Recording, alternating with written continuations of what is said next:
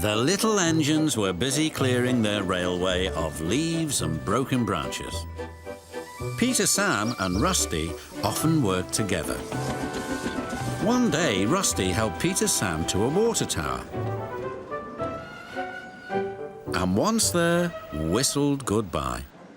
Peter, Sam felt much better after his long drink, but the trucks were bored. "Let's break away," they giggled. Their loads were heavy and the couplings old.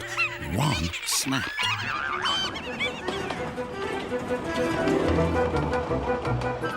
"Faster, faster!" shouted the trucks. A sign read, "Slow, steep bends and ravine ahead," but the silly trucks never saw it.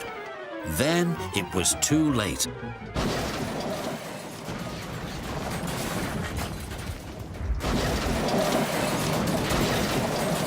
Peter, Sam arrived at the scene of the disaster. His driver sighed. "This was our fault. We didn't secure them properly. We'll have to get help to pull them out. The fat controller will be very annoyed." And he was. "You will shunt trucks in the yards till I can trust you again." Duncan was delighted with Peter, Sam's dilemma. "Fancy no securing your trucks on a hill. They'll come back to spook you in your special funnel.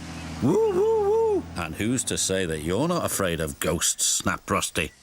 "Pah, ghosts. Things that go bump in the night are rubbish." "Well, I'll tell you a story that'll make your funnel quiver," Rusty said. A long time ago, a little engine was returning home. It was a misty, moonlit night. As the engine crossed the old iron bridge, he suddenly lost control and plunged over the side into the swamps below.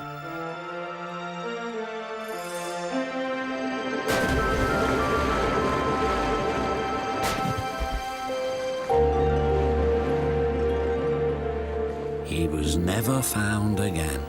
But many a workman will tell you that when the moon is full, they have seen the little engine trying to get home, but he never reaches the other side.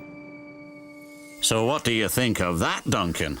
"Pah, nonsense," replied Duncan, and he puffed away. Never mind him, Peter, Sam. He'd be frightened if he really saw a ghost.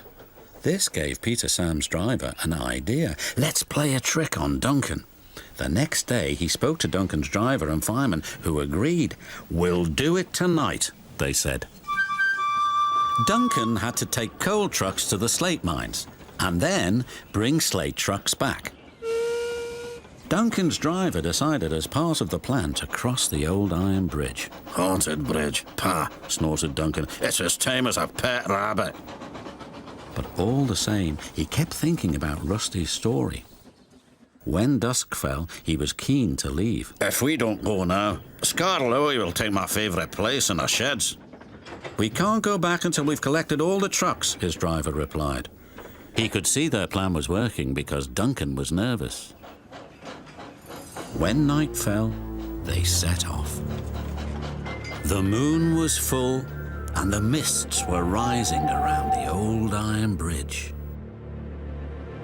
Duncan whistled, and the sound echoed everywhere.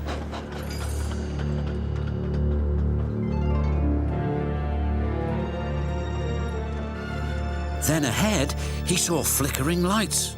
His driver knew they were only little insects that shine brightly at night, but to Duncan, they looked like an engine.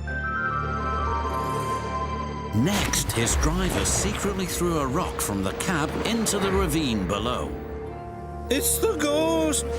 Take me back, please!" When Duncan reached the safety of his shed, he closed his eyes tightly. "Spooked, are you, Duncan?" laughed his driver. "No," wailed Duncan, "I'm asleep," and refused to open his eyes. He did, though, when he thought his driver wasn't looking, just to make sure that he was still there.